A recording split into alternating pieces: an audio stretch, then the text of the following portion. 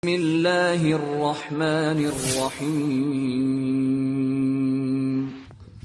Bismillah. Assalamualaikum Ustaz. Waalaikumsalam warahmatullah. Ana ni'matullah dari Segeri. Ustaz, bagaimana tipsnya jika Allah memanjangkan umur kami dan agar ketika nanti keluar dari bulan Ramadan, maka intensitas ibadah kami bisa tetap baik atau tidak gampang futur? Syukron Ustaz, jazakallahu khair. Wa anta jazakallahu khair.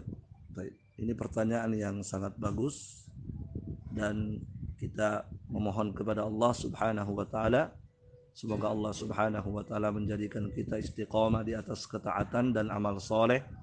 Ya, kita melaksanakan amal soleh di bulan Ramadan, kemudian setelah lepas Ramadan amal soleh kita semakin meningkat. Sebab itulah maksud dan tujuan dari berpuasa, la'allakum tattaqun, agar supaya kalian semakin bertakwa kepada Allah Subhanahu wa taala.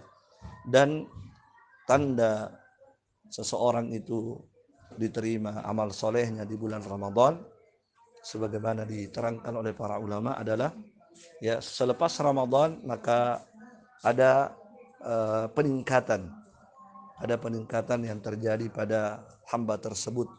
Itu diantara tanda diterima amal solehnya oleh Allah Subhanahu wa taala. Demikian yang disebutkan oleh para ulama. Wa jazaa'u sayyi'atin wal hasanatu wa jazaa'ul hasanati al hasanatu ba'daha. Balasan dari suatu kebaikan itu kebaikan setelahnya. Setelah melakukan kebaikan melahirkan kebaikan berikutnya. Itu tanda Ramadan seseorang diterima oleh Allah Subhanahu wa taala. Maka ikhwana fillah, barakallahu fikum, ya tentunya untuk menjaga amalan kita selepas Ramadan, yang paling penting adalah ketika Anda melakukan amalan pada bulan Ramadan, lakukanlah dengan seikhlas mungkin.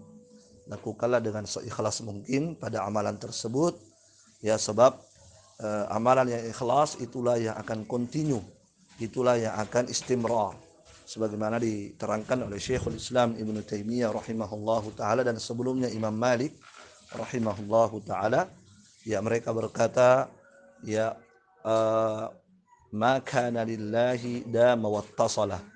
Segala sesuatu yang dilakukan, dikerjakan karena Allah, ikhlas karena Allah, maka itu akan continue dan bertahan. Itu akan continue dan bertahan.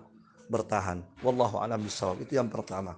Yang kedua adalah tetap menjaga diri dari perbuatan dosa. Menjaga diri dari perbuatan dosa. Sebab ketahuilah dosa itulah yang akan melemahkan kita melakukan ketaatan. Dosa itulah yang akan melemahkan kita melakukan ketaatan kepada Allah Subhanahu wa taala. Kemudian yang ketiga, memperbanyak berdoa kepada Allah Subhanahu wa taala dengan doa yang sering Nabi baca. Allahumma ya muqallibal qulub tsabbit qalbi ala dinik. Allahumma ya musarrifal qulub sarrif qalbi ila ta'atik. Hada wallahu alam.